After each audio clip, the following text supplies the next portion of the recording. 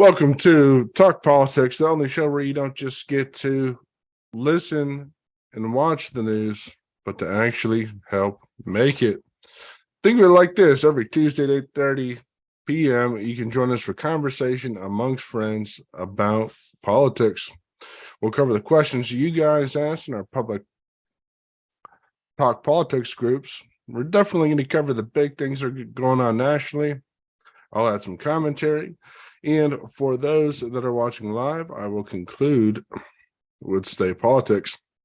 So if you want to help us with this mission of facilitating civil conversation across the nation and amongst friends, go to co-fi.com/Reichenbach Media and get us a cup of coffee, man. So that way we can get out there, continue to reach more people if we haven't been shadow banned or prohibited in general, because it looks like it's just us. But hey, man, that is how it will be. If you're out there, let me know that you're watching or can hear by liking, commenting. If you put a comment, we can see it right there on that sidebar, and we will respond promptly to it. In the meantime, I want to get to what you guys said and what you guys had for questions and what it was that you guys wanted to talk about in our Talk Politics group. So we'll call this segment Pulse of the People.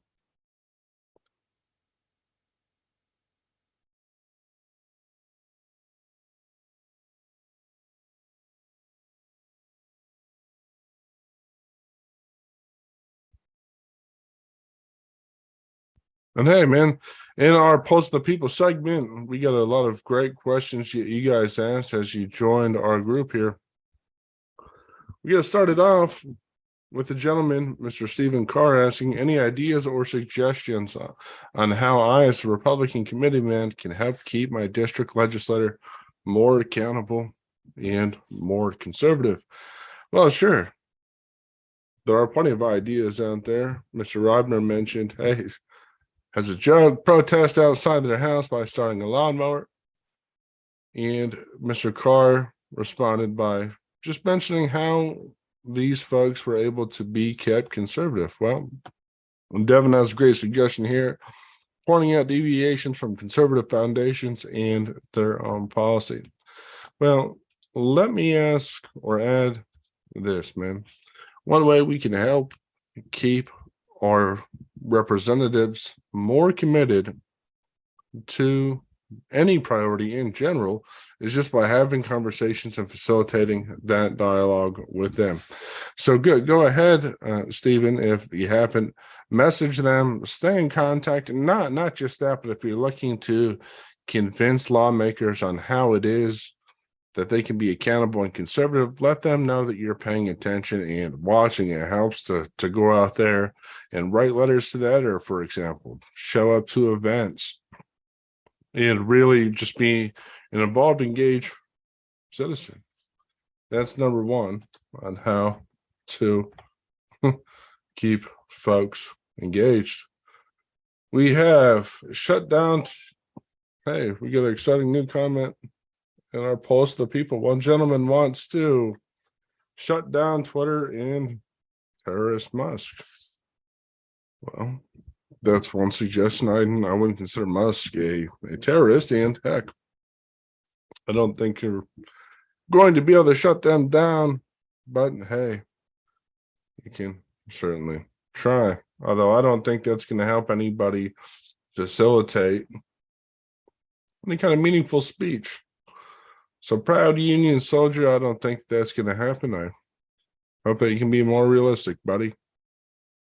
But hey, feel free to voice that opinion in our public group at Talk Politics on Facebook. Other things that we got going on in the Talk Politics page here. I have it all set up, so not only can you see it's on my screen, but we can go over what it is that's good out there. And I ask, what political content do you read that you believe not enough people are paying attention to? We got Colored Communism and Common Sense by Manning Johnson with the Will Cow majority. I haven't paid much attention to that personally. Politics PA with an insurrection in the state house over leadership, according to Mr. Sean. And, well, another fine participant mentioning how the media is in a source's pocket. So for those of you just tuning in, this is our Talk Politics podcast.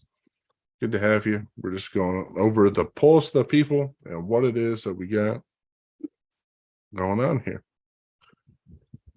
And, well, yeah, so for overlooked sources or things that I think people should pay more attention to, I think that the Quincy Institute, for example,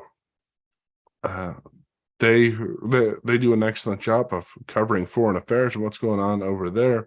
Hardly anybody knows anything about foreign policy. So groups like Quincy Institute and really anybody who writes for Quincy Institute is an excellent resource to keep up on foreign policy, because that, as we continue to go forward and other nations continue to develop, foreign policy will have a greater impact on domestic policy. And if we're not ready and prepared for a global realignment following the post-Cold War order, we're certainly going to have a lot of trouble. We're not going to be able to defend the nation in ways that we probably should. And it will indeed, if we don't take other nations more seriously and change in general seriously, then it's going to become a very serious national security problem. So, okay, that's my plug for anything about foreign policy. Go ahead and check out Quincy Institute. And hey, still back at it. Still got Andrew in here. I don't know if we got anybody else. Oh, hey, Michael Barrett, maybe. Hopefully. If you're out there, make sure to drop a comment, because I can't. Well, it's not showing up. I don't know if I'm shadow banned or if I'm not able to talk. We got Tom, we got Mike, we got Bill. Good to hear from you guys. It apparently says that I don't have anybody on, and I don't know if it's because of this wacky thing. See, here's what Facebook wants you to do. Okay, it's an official letter. You can't see because of my light here, but this is an official letter from Facebook. Here, let's see if we can. Okay, where I have to confirm my identity to talk about politics in any meaningful way on their platform, because if you don't, then it's in violation of some secret government scam thing, and they don't want to be fined or regulated by the government. So now I have to verify my identity just to be able to talk about politics, which if they cared about democracy, then that would first and foremost be a barrier to democratic participation, having people send in these letters and type in all this information. But it should just be totally asinine. Now, because of that, I have people who have liked this stream and are probably watching, but I can't see you guys. So unless you comment, I can be able to hear from you because of this wacky Facebook nonsense. Well, and in our Pulse the People segment, Mr. Zupon asks, hey, President Biden traded a Russian arms dealer for WNBA player Brittany Griner. Do you feel that her unfortunate imprisonment warranted the trade of a criminal mastermind? Well, it's certainly an interesting question, man. I think, one, we don't know if the gentleman was indeed a criminal mastermind. We know that he's mentioned as the merchant of death, but it doesn't take, you don't have to be a genius to be called the merchant of death. It's not the Einstein of death. It's not the gentleman that Miss Griner was traded for. He wasn't called the Newton of death. So it's hard to say whether or not he's really a criminal mastermind, and to what extent this is going to make any difference at all. But this is one of the hardest questions that I really grappled with is, you know, should that trade have happened, or should we have gotten the U.S. Marine for this Russian arms dealer? Mike Smith says definitely not a fair trade. Our U.S. Marine continues to lay in Russia's prison for 4 years. If Gunner were not an American hater, this swap would have never happened. Now we will have 2 haters on the list. Oh, joy. Absolutely not. No. Somebody asked Mr. Kearney his opinion. Basically, the consensus here is that no, this was a terrible deal. Josh Asher mentions unfortunate imprisonment. Well, yeah, it was curious wording by Matt for sure. Forgive me, but was it warranted? I don't know. I don't know if such trade should even happen to start with. But what should happen, or what should have happened, is somebody should have warned the WNBA players of going to Russia in general. Like, how is that not common sense? Okay, I understand that they might pay more over there, but at some point, as an individual, you have to be able to assess risk levels for yourself and say, well, hey, maybe I shouldn't go play in Russia after all the stuff the United States has done. Forgive me, to Russians in general. Pretty crazy, man, for sure. Will we get the Marine back? That'll be the interesting question. Is will the United States Marine ever be traded for? I don't know, but that's really that's one despicable aspect of what it is that's going on, is that now, instead of talking about the economic policies that people need to worry about, or instead of trying to fix some systems so we can live in a more prosperous nation, these trades have to happen so that way a president can get credit for freeing somebody. Oh, we have to swap people around so that way one man can take credit for doing something like that. And I think that's absurd, man. When we're talking about quote unquote threats to democracy, okay, it's a threat to democracy when we're not talking about real issues and instead are trading arms dealers for ball players and then pretending like we're heroes because we made this slam dunk trade. Man, get out of here with that. Okay, none of that should ever happen. One Facebook user, and I know that the Biden administration will do anything in their power to appeal to the LGBTQ crowd. Well, perhaps that's true. I don't necessarily personally think that appealing to a group of people is wrong in and of itself. Oh, that's Bill. Yeah, well, but it does really highlight their priorities, which is toxic, Bill. I think it's a problem that our priority is on ball players, because if we get the basketball player back, then that will allow us to pretend like we're a great person. I mean, that's really the shame of it. It's not necessarily the most strategic move, except for in electoral politics, and that highlights to some degree the fallen nature of our electoral politics. Another gentleman asked Mr.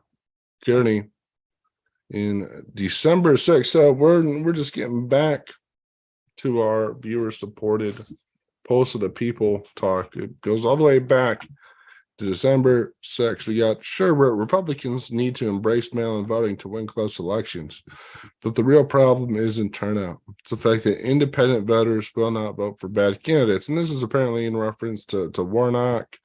This is in reference to Dr. Oz,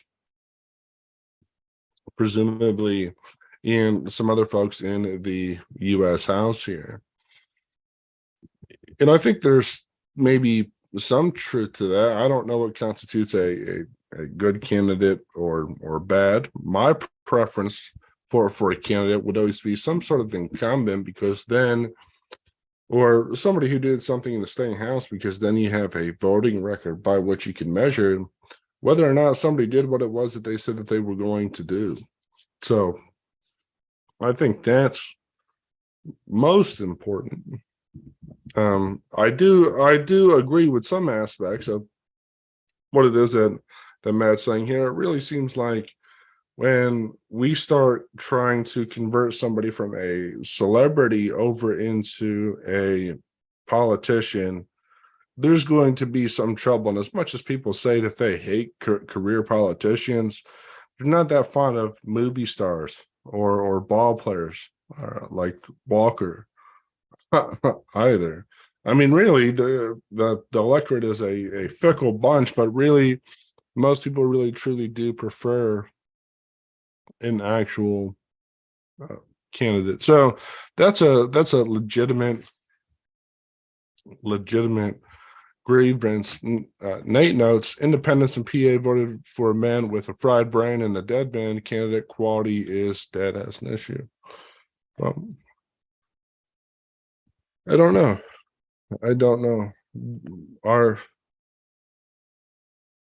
Yeah. Hey, we get another one of our loyal followers. Mr. Bill mentioned, what's the definition of a bad candidate? That is a matter of opinion. I think we should say focus on the best policy for the future of this country. So yeah, no, I agree with that, Bill. I think that too often Republicans, if when they're talking about policy, and this isn't explicitly a Republican podcast or a Republican show, it certainly doesn't have to be. If we have more progressive Democrats come in and want to talk about, feel free to talk about anything, I suppose. But yeah, I think Republicans do have a tendency to let policy debates get out of hand because they're not disciplined enough to deliver a clear message about policy, but then also two, they don't know enough about policy in general, so they don't even feel comfortable really having those conversations. Or three, they're not mentioning the right policy to the right group of people at the right time. So somebody was telling me about an outgoing person in politics, and what the outgoing person in politics said was, when I was doing my campaigning, I was able to have success because when I was in an area that mostly didn't agree with me, I emphasized the elements and policy that we did agree on, that we did have some common ground. Instead, people don't take that tact and pitch policy to different groups of people. Instead, what they'll do is they'll say, well, we all have to be concerned with crime. Crime is the biggest problem. Crime this, crime that. Well, sure, for a small group of suburban voters, but that's not going to be as appealing to as many people as possible. If more candidates were more knowledgeable about more issues, then they'd be able to pitch better ideas in their conversation with people in general. That's my 2 cents, Bill. I think I'm with you. Mr. Linko mentions, what about Reverend like Warnock, or whether or not he's a good candidate? I don't know if he's a good candidate or not, Pete. I don't know. I think with some people, the debate that we're having here is, apparently by how this question is framed, is whether or not mail-in voting is the main factor that's getting candidates across the finish line, or if it's candidate quality. Nate seems to suggest, well, can't be candidate quality. This one candidate that was running has a hard time communicating anymore. And Matt retorts, says, well, we should have had the RNC spend more money on better candidates. And I don't know if that's a solution either. I don't think that politics is in as much play, or money has as much influence as what it is that people want to believe in. There's a number of famous examples. AOC, I believe, presumably had less money than the incumbent that she beat. I think when Dave Brat from Virginia, he beat a Republican incumbent. So I don't know if it's totally about money altogether. I have a hard time buying that argument. But the other topics we have here, we got the Twitter files. We'll move on to that in the national news. Yeah, no, right. Bill makes a good point. The last election was based less on policy and more on the culture war, and that's fundamentally true. But I just don't think that Republicans, if they want to win, are going to win in that way. Republicans aren't going to win in the culture war. For different reasons when it comes to certain technology and what it is that young people support. They have a hard time resonating with those group of people. So I think the only thing that they can do is be smart in talking about policy and supporting the right policy as the main means of outreach, because it's not like Republicans are wizards at Twitter or memes or any of that stuff. Actually, what this last election really proved is that there used to be a saying, the left can't meme. Well, in Fetterman's case, he really did do a better job of trolling us, and it's a shame that he had to win like that. But the fact of the matter is that Republicans aren't going to win culture war stuff. Particularly in the age of mail-in. Hey, we got my buddy Grant Henry. Republican leadership shouldn't waste money funding primary candidates. Well, yeah, then that would create a lot of infighting for sure. So you're definitely gonna have a problem if that's what it is that you would like to do. I don't think that that's a good strategy either, but when it comes to selecting good candidates at this point in time, I'm almost behind ranked choice voting. And I know people are bitter about the Sarah Palin experiment and so on and so forth. But in that runoff election, from what I understand, the reason why Palin or Begich didn't win was because they were telling their voters not to vote, to write in the other person for their ranked choice vote. So that's why they lost, was political infighting. So that has nothing to do with ranked choice voting, but I almost think that we need open primaries with ranked choice voting. I think that will allow more people to have a bigger stake in whom it is that should be running to start with. I'm willing to bet if we had ranked choice voting, Fetterman wouldn't have won. And it's not that I have anything against the gentleman. There are some policies that I think Fetterman is smart enough on, particularly some aspects of criminal justice reform, which is a hardly understood issue, and legal cannabis. I think he's right on those issues. But the fact of the matter is that with ranked choice voting, he wouldn't have won. And I think that being a senator, people deserve somebody who's going to be most articulate, because that's what the Senate job is to correct the errors of the House fundamentally. And I have a hard time believing that somebody who can't process words quickly is going to be in the position to do that. So my real plug is for ranked choice voting or bust. That's the best way to get the best candidates on either side of the aisle. Fundamentally, we also, in our polls, the people, how people look at voting. I always vote even if I have to write in candidates. I only vote when there are candidates we're supporting. I always vote for even if it's the lesser of two evils. And one gentleman out there wants to vote for secession. Hey, well, I think, sir, if you are going to be voting for secession, well, I don't think you'll be in the room when that's taking place. So I don't think that you'd be able to vote for that. But that is neither here nor there. One commenter mentions, just so everyone's aware, if you go vote, if you leave the spot blank, there's an opportunity for error. So if you were to go into the poll and you didn't write in somebody's name, then there's a chance that somebody could screw it up. I don't think poll workers personally would do that. Then that doesn't make a whole lot of sense to me. I said that I only vote. It says when there are candidates we're supporting, but I in my mind, I only vote if there are candidates we're supporting, meaning that if somebody disagrees with the values that I think are important and neither candidate is good, then I don't vote.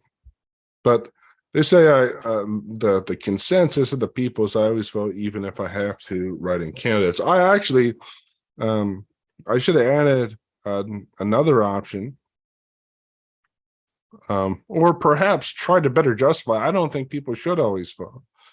I think there should have been an option for I sometimes vote in some elections, because I don't think that being in a republic means that everybody should vote. Heck, even in ancient democracy, not everybody in ancient democracy was actually able to vote.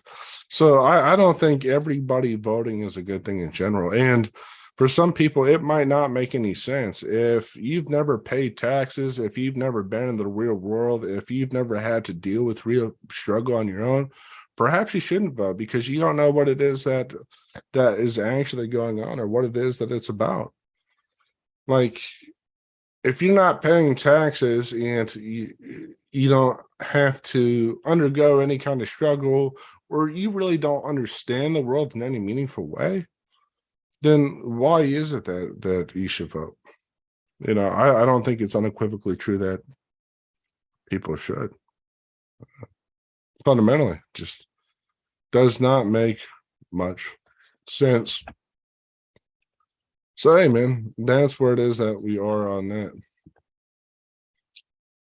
Biggest news story of the week: Trump backing McCarthy, Ronna McDaniel, the RNC spending money, and fallout over Harry and Meghan on Netflix. Well, we'll cover all that in the national discussion. Another point Devin brings up that he's concerned about is 16-year-olds being able to vote without parental consent. And so I asked, well, is it actually happening? You know, are people actually voting without their parents, or 16-year-olds, forgive me, vote without parental consent? And it does indeed seem like that's happening. I actually looked up that story. A Boston council passed it for local elections. So we have some people that are upset by alleged Russian interference into the election. Okay. These people are so upset. You know, we're being hacked by Russia, which it would be crazy if we were hacked by Russia in any meaningful way, considering that the guy who put Putin in place was a guy that we sent money over to help get reelected. We've actually done more to interfere in Russian elections than what they've done to us. Bill Clinton in '96 sent money over to Russia. That's something that these guys should really investigate, is who's meddling in whom's elections. You know, the United States has been meddling in the gloves elections. Heck, if there's somebody that's democratically elected we don't like, hey, we'll just do a coup on them. Who cares? That's democracy. Democracy through bombing. You know, that's what politicians did. But now we're at a point where now we want to have 16-year-olds vote in elections. Okay, and that's not considered election interference. I mean, come on, man. This is actually absolutely crazy. This is election interference by recruiting kids, 16-year-olds to vote. You want these guys to vote. Okay. Some of these people can't even spell Wheaties, and you're going to send them out there to cast a vote for Joe Smo, who's going to raise taxes on that 16-year-old's parents. What? I mean, come on, man. This is crazy. In Boston, they're letting 16-year-olds vote. That's election interference. How is that not election interference or election fraud? You know, that's fraudulent. You know, now they're going to 16. Actually, in the state of New York, they wanted to have non-citizens vote. So we got 16-year-olds, and then we're going to have non-citizens. What's next for the voting block? Okay, what's going on here? You know, I mean, heck, tell me that's not in some ways a legally sanctioned electoral insurrection. Okay, you know, we're going to have an electoral insurrection where anybody can vote, where you know, people who don't have IDs can vote, people who don't have houses can vote, anybody can vote. You know, we have Bill saying most 16-year-olds are probably voting to stack the deck on the opposing candidate. Who knows, man? I have no idea why a 16-year-old would want to vote. You know, I would think that if you're 16, you should either be studying or chasing girls or doing sports, one of those things. But you don't have the time or the wherewithal or understanding of what's going on politically to cast a vote. I mean, that's crazy, man. I have a hard time understanding how that's not some kind of electoral insurrection. Okay, 16-year-olds voting. That was one of the craziest that we had in this span. And last but most certainly not least, we got should the United States continue to arm Ukraine against Russia? Only one of the 32 votes said yes, but there should be a limit. No, arming Ukraine should stop immediately. And then we do have a few dissenting opinions here. But it says, keeping Russia in check is a good thing. And as I pointed out to my friend, well, Russia, we don't need to keep Russia in check against Ukraine. The Russians told us if you expand NATO to Ukraine and you get too close to us, we're not going to like that. Like, there was no need to keep anybody in check. That was well understood. Like, that was clearly understood. And now they've gotten out of hand because, well, the time in part was right, but also we're still having talks about adding Ukraine and all these other places to NATO, which they didn't want. Anyhow, and you know, NATO itself, I was just reading up on this not that long ago. NATO took part in an illegal war against Yugoslavia in 1999. Okay, so that's a legitimate reason why Russians wouldn't want NATO at their doorstep. NATO engaged in an illegal war against Yugoslavia in 1999. How is that not threatening enough? If Mexico, if any other nation engaged in illegal war,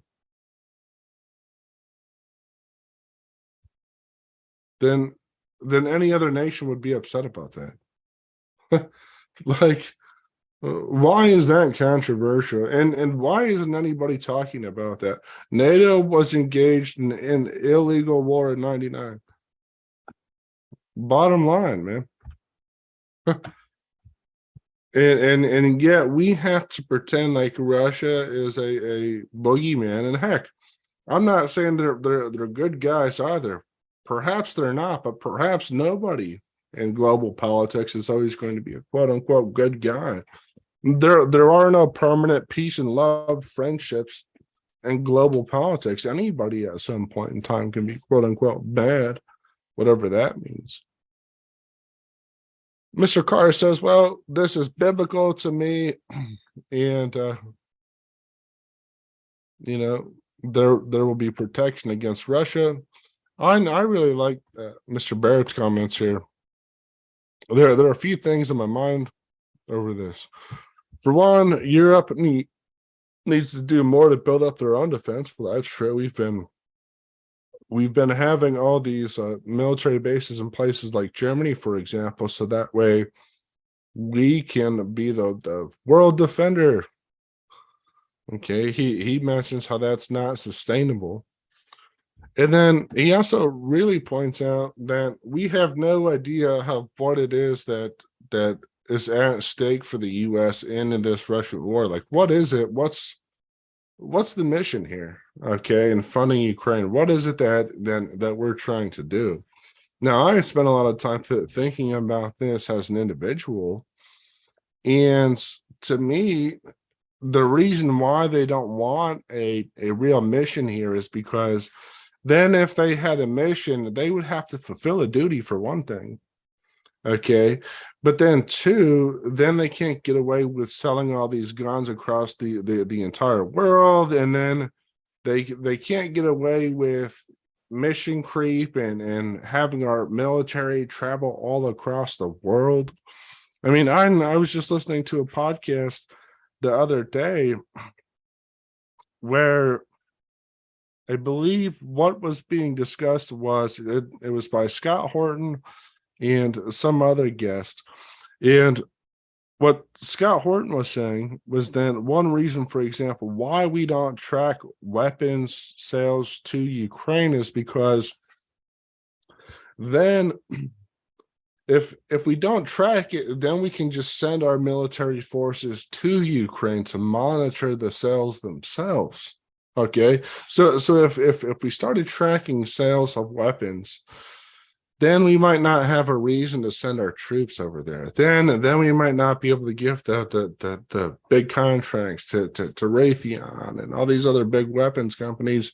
Then we would lose the support of the military industrial complex. Okay, that's why there's no mission. That's not. There's no intention, okay, of having the Russia-Ukraine war end. I've also heard that if the British and the U.S. wanted to, okay, this could have been over in March or April. Okay, so let that sink in for a minute. This war between Russia and Ukraine could have been over in March or April. So that could have happened this entire time. And instead, now we have to send another $45 billion in a weapons package. Now we have to send all the money over there. And this, why? Well, it's to buy people's support. Okay, I don't mean to be a cynic. I don't want to be cynical, but what else am I supposed to conclude?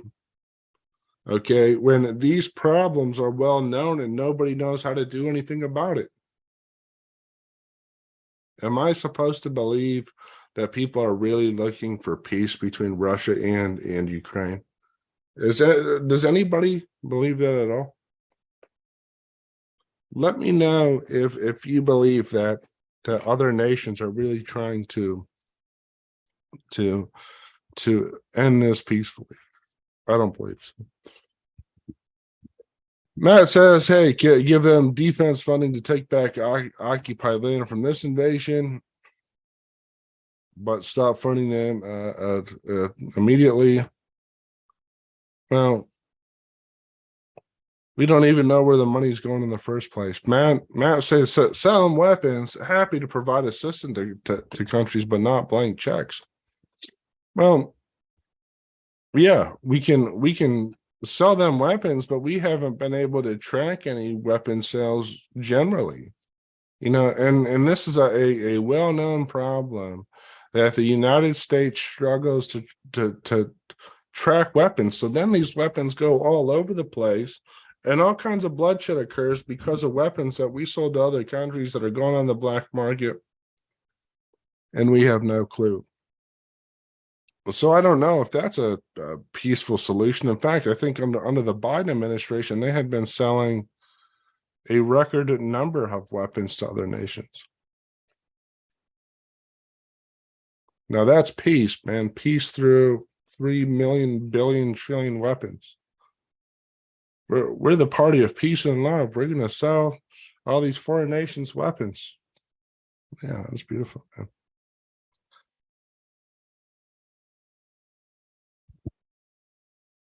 So, yeah, wacky out there. And hey, man, that's all we got for Pulse of the People. Thanks, guys, for participating. And make sure to go into the Talk Politics groups and answer these questions. You can be on the show. And actually, speaking of which, I do want to announce Mr. Michael Barrett as commenter of the week for the most thoughtful comment. I think that's exactly on point about Russia. We need some kind of defined mission, just in any quote unquote military conflict. And I just thought that was so on point.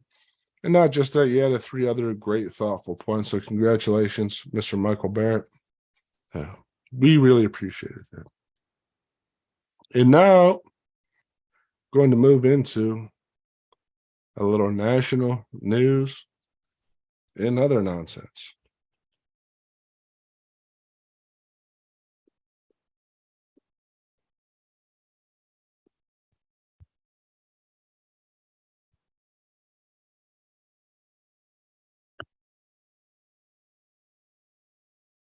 Hey, did you like that little cutaway, man? That's pretty cool, isn't it? National news and nonsense, man. We get a politician being showered with money.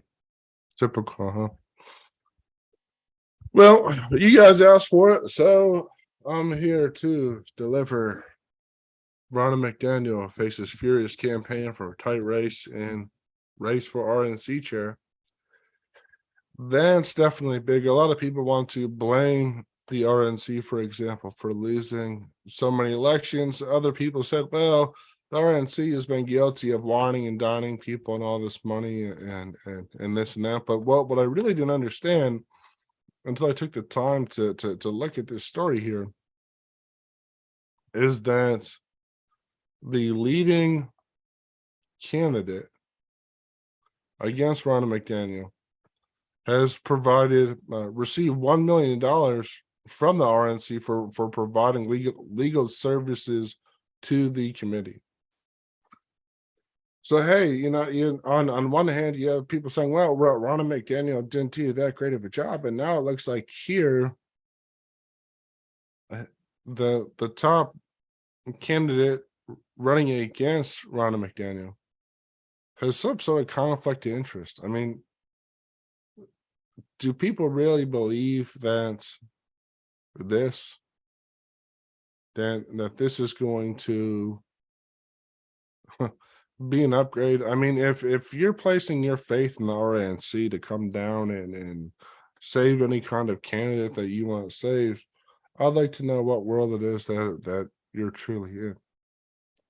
I don't know if that's going to happen. I mean, have you guys ever seen the RNC save candidates? I mean, when was it that it was the RNC alone? Okay, that really wanted. From what I understand, even when Trump was elected, I don't think many people say that it was the RNC's brilliant leadership that got Trump elected. In fact, I was told that many places it was actually Trump's people that did all the work. So I don't know what you guys think about this. Let me know in the comments. Hey, is this a big deal, the RNC elections or not? Personally, I'm not that invested in it. You guys asked for it. I wanted to get the deets. Of course, in the national news, we got Elon Musk. People wanting him to step down as CEO of Twitter. People, of course, are making a bigger deal about this story because the other following stories called the Twitter files. And basically what had happened was that Musk had taken over Twitter, acquired the emails, and then what he was able to do was to release some of the emails that shows that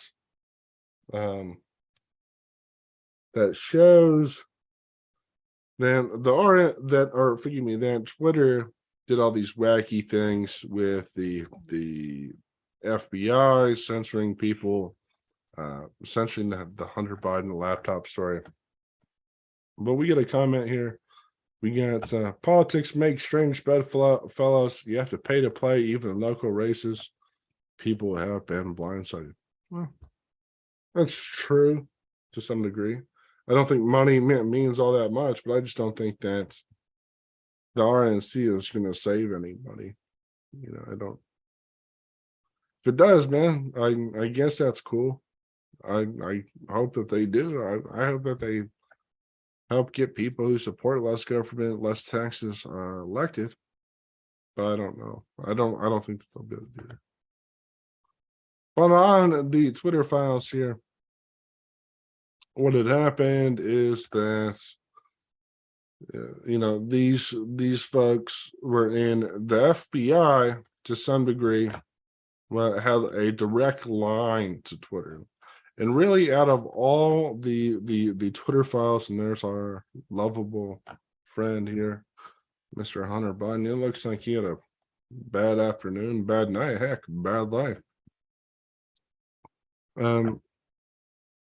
Was that the FBI ended up paying Twitter to $3 million to do its work for it. And to me, that's what the most pressing problem is here, is that you're having government agencies, okay, step in to private companies and then basically offer to buy them up if they can gather info for them. And to me, that just doesn't seem right. I seen something in the dispatch that was saying that could be a violation of the First Amendment. I don't know if it is, but if it is or if it isn't, man, this is such a big problem with these big agencies buying up this kind of information. Why does the FBI have to be on Twitter? Why does the government have to be on Twitter? Why does anybody have to be on Twitter? Like, why can't the government agencies separate themselves from things like Facebook, from things like Twitter? Why can't they just get out of it? They already have the capability to surveil people. Heck, if you're a Fox News journalist, you could be surveilled by Barack Obama. If you're a presidential candidate, you can be wiretapped or spied on through a P warrant. Somebody just has to say that you're peeing around the bush or whatever, or you went to Russia to go to the potty, and now anybody can spy on you. Okay, that's all they have to say. So why do they got to pay Twitter $3 billion? So think about this. We're paying taxes to the FBI, okay, for this guy, okay. And I hung out with people like this before. You normally find them at the pub or what's called a dive bar. Okay. We're paying tax money for the FBI to protect this guy. Now, if this guy had a DUI in Potter County, Pennsylvania, you know how many people would protect him? Would there be any protection in Potter County? Okay. We got to pay an extra $3 million to protect this guy. And that's what our FBI is doing, man. They're not out there tracking down criminals. Oh, we got to be tough on crime. We got to stop the bad guys. Okay, or you got to give $3 million to Twitter to dig up info on people. Nice, man. Well, that's the price we pay for free speech. We get to pay $3 million to protect a guy who looks like he's been hung over for 20 years straight. Nice, man. Got to love it. And apparently the U.S. Bureau of Investigation considered Twitter as a subsidiary, whatever that means. I don't know if you guys reading the Twitter files will know what that means. I don't know what it means, but hey, if you're the FBI, you can give anybody money to say anything you want and protect drunks. You know, instead of using $3 million to protect Hunter Biden, why not use maybe 100,000 to get him to an AA meeting? You know, why can't we have taxpayer funded AA? Wouldn't that be better? Let me know in the comments if you guys think that we should have taxpayer funded AA or if we need it for the FBI. And so apparently some other minor details. Blacklist the term stop the steal and cracking. Okay, we're put on this Twitter thing. Apparently employees had a separate portal where they could go in and say, hey, these words are naughty. We're gonna stop them. And I don't know if they did. I don't think they probably did stop anything. But well, hey, that was Twitter under the old regime. I want to get to these stories, but let's look. Well, we still got some other hitters here. So, just as I mentioned before, beware arms makers exploiting Ukraine war for profit to avoid oversight. Can you believe that? Exploiting Ukraine war for profit. Who would think that our girlfriends at the Pentagon, okay, would do anything for a profit? But hey, they got wartime procurement powers, and that lets them boost high priority weapons for Ukraine. And heck, it helps out big companies because it reduces competition in the industry by basically putting the construction of these weapons in the hands of a few. And that bill cleared the House and passed the Senate that allows the Pentagon to do that. Isn't that interesting? Yeah. Now, see, like perhaps some of you that are still listening here, I didn't used to be so anti-war. But as I read more and more, and I realized that things like this were going on, that big arms dealers, okay, were exploiting the Ukraine war for profit and to avoid oversight. To me, war became less just, particularly with how rampant this is going on. Here's what we have. Given the defense industry's history of overcharging the Pentagon, sometimes to the tune of more than 3,000%. Given the defense industry's history of overcharging the Pentagon, sometimes to the tune of more than 3,000%. Huh. Boy, that's nothing, man. 3,000%. You know, if they were selling something for what, $1, then that means they could charge the Pentagon 3,000. Who cares? So, well, and heck, it looks like our comments are getting spammed up. Well, yeah, we get a comment by Bill though.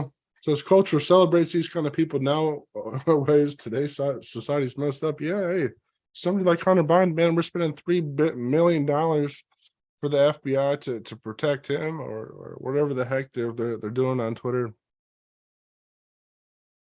money, power, and greed is not in the best interest of the average citizen. Well, I think money and power are good things. I support people getting more money and power, but it becomes greedy when you do it behind closed doors, when you're lying to people, when it's not about mutual benefit.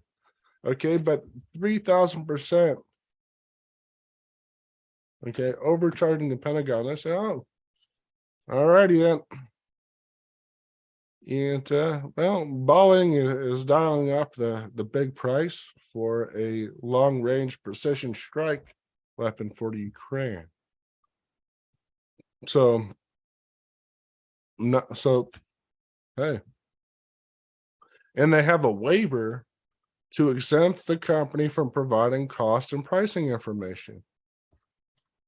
Well, hey, I would like to buy this car, Mr. Salesman. Okay, well, I have a waiver from the government that says that I don't have to provide you with the cost.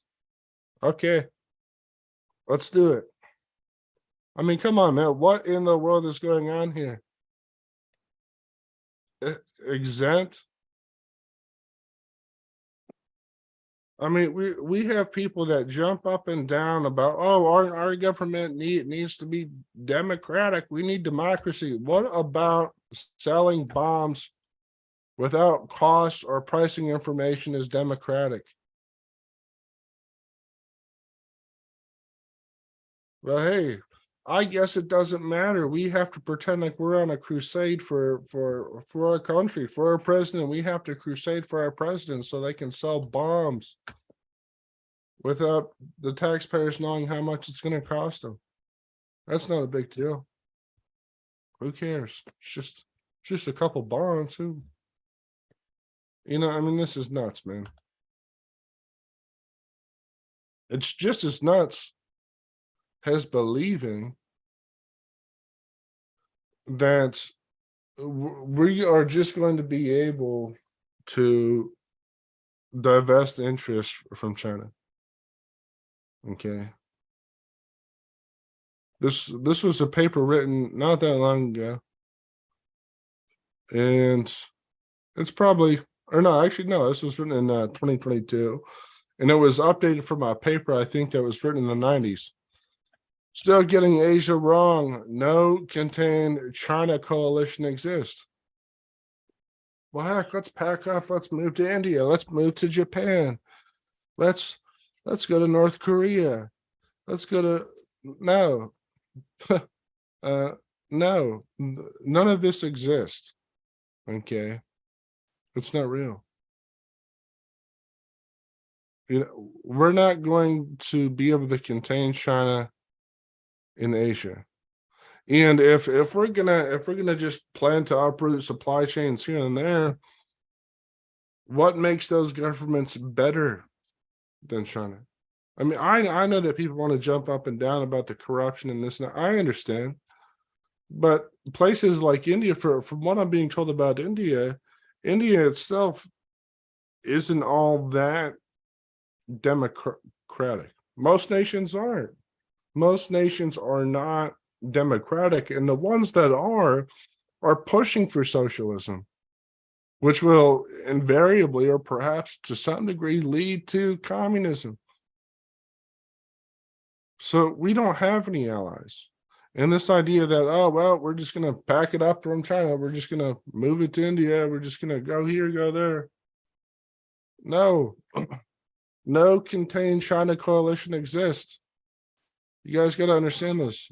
Not real. Will never be real.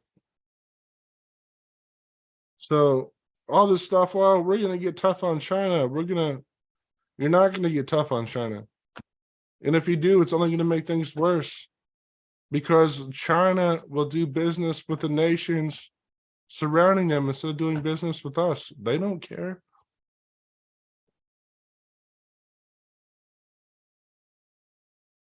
But hey, man, that's our foreign policy nonsense. Just like, hey, we're getting new plans to send Patriot missiles to Ukraine. Merry Christmas. Hey, forget Santa Claus. We're sending bombs overseas. He gets a contract with Global Patriot Solutions. There's nothing more patriotic than a bomb for Ukraine. Wow. Nice. And heck, this is what it says. It may send a distinct signal of escalation to Putin. Well, boy, wouldn't that be nice? Let's just escalate the war and make gas prices even higher. Wouldn't that be cool? And heck, let's make sure that Russia isn't able to send any natural gas to Europe, so that way people can freeze for the winter time. Boy, wouldn't that be wonderful? Nice. But hey, we're gonna be able to train these people. It only cost $1 billion for the system. No big deal. We'll just ship it to you. You Ukrainians have really done a lot to improve American culture. We're just gonna give you a couple bombs. Ho ho ho! Patriot missile systems.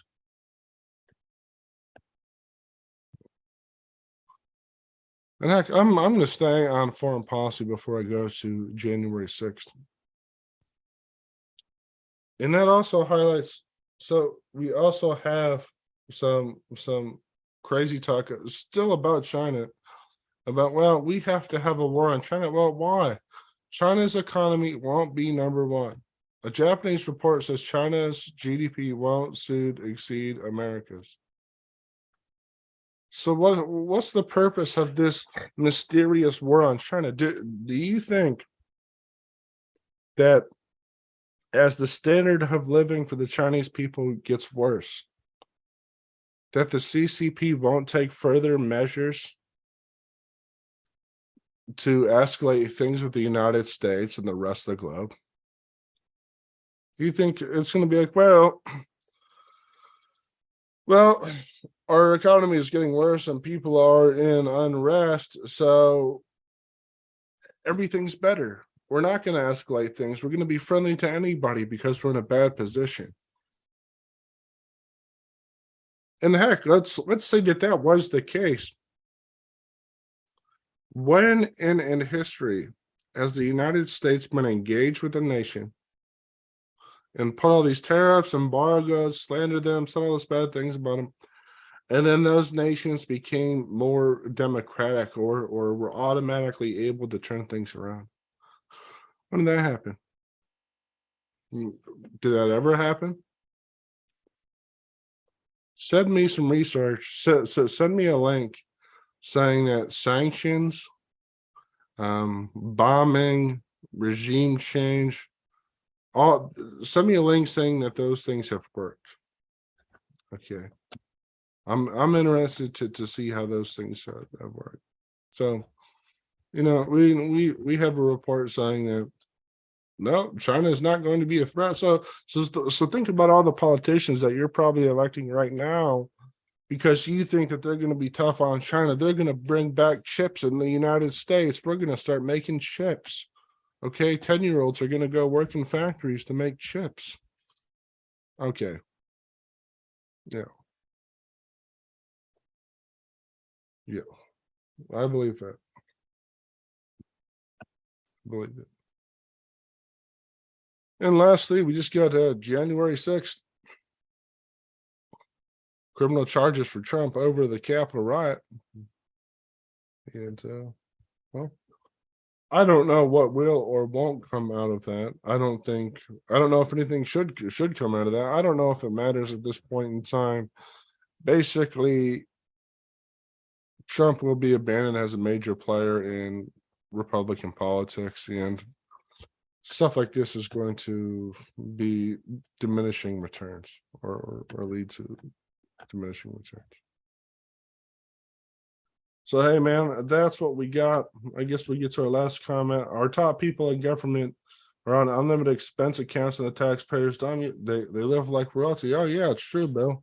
You can be Miss Nancy Pelosi and hey, I'm a genius now that I'm in Congress. I'm the best stock trader in the world. Now I'm going to fly to Taiwan. I'm going to show these guys I'm gonna really teach these folks a lesson.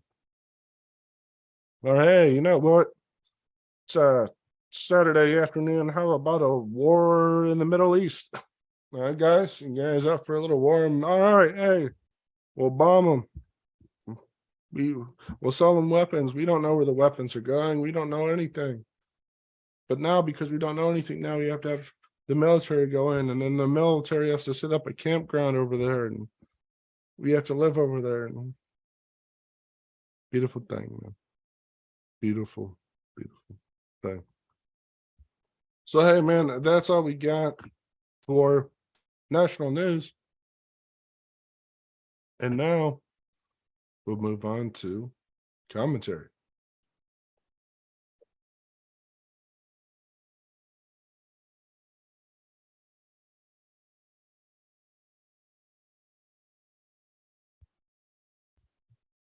On our docket for commentary this afternoon, the global war consensus. And then I did want to take a little bit of time to speak about culture wars. But what I wanted to ask, man, is what is it that this global war consensus is about? The more I read about this, the more I realize this is the biggest issue that most Americans are being fundamentally misled about. They have no clue about what's going on. Republicans often vote for endless war, and liberals claim to be the party of peace and love, and they send bombs overseas. Likewise, how can Republicans be true fiscal hawks and engage in these endless wars? And think about this. The whole Russia-Ukraine fiasco is just an excuse to perpetuate the global war consensus. Okay, consider this. Okay, if we're all that mad about what's going on in Russia, why do we support the man who appointed Putin in 1996? Why do we continue NATO expansion? Why?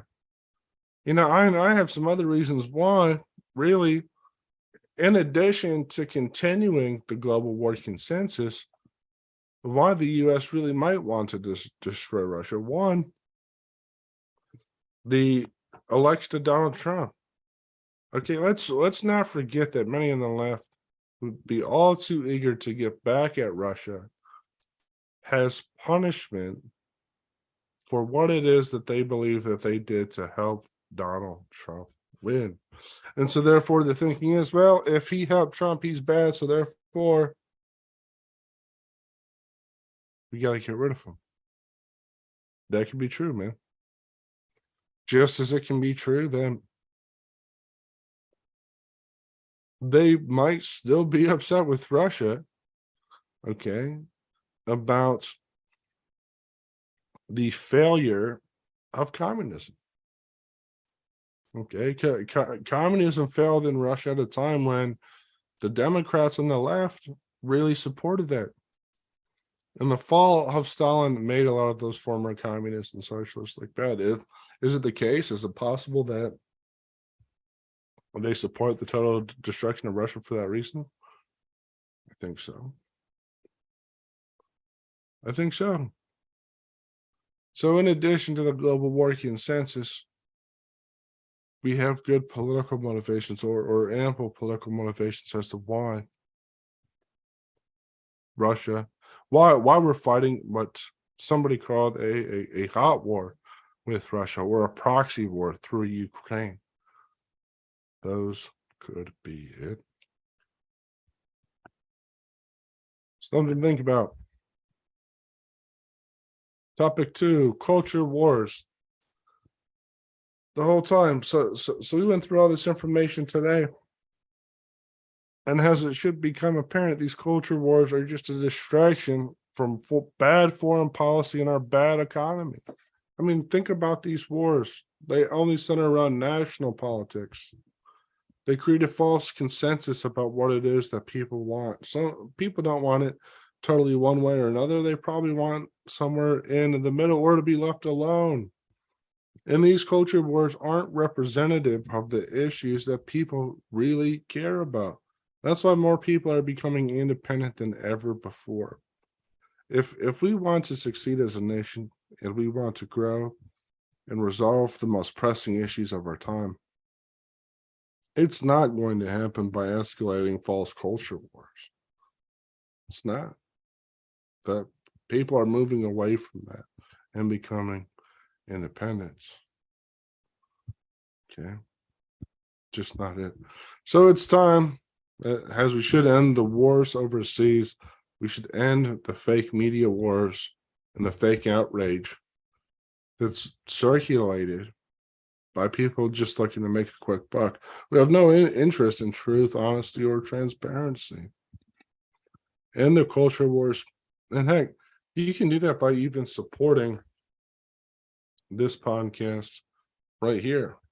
I'm not trying to go into any culture war. I don't care about it.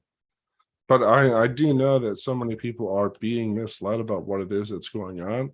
And that's why I know that it's important that we create independent media. Because if we don't have independent media, you're going to have big interest that only wants to perpetuate the false narrative of a fake culture war. So if you can, go to co-fi.com/Reichenbach Media. Give me a cup of coffee, man.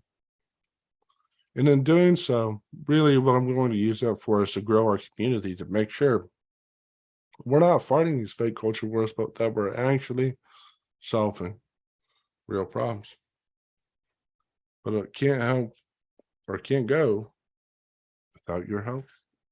So again, ko-fi.com/Reichenbach Media. That is a problem, the Supreme Court deciding culture issues for sure. But it's also because Congress doesn't like to act because it makes it more difficult for them to negotiate if they're forced to reach agreements, and therefore making tough decisions in some cases makes it more difficult to get reelected, or it creates more problems. Heck, why create problems when we can just be a 30-year incumbent who just pushes papers all day? I think that's what it is that some are looking for. And hey, well, the last thing that I was going to conclude with was Pennsylvania politics. I got a graphic for it. Check it out.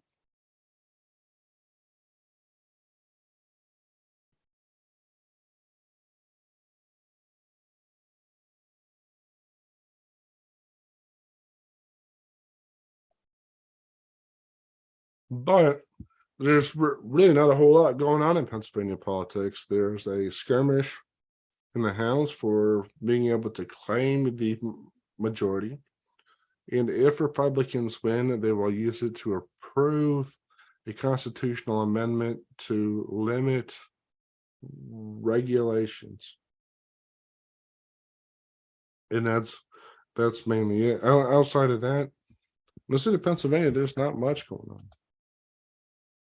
which is, well, good enough for now till the next battle ensues. Well, if you like the show, again, make sure to support us. ko-fi.com/Reichenbach Media should show up right there in your chat. If you're not seeing it, message me. But in the meantime, that's all it is that we got tonight. And heck, see y'all next week.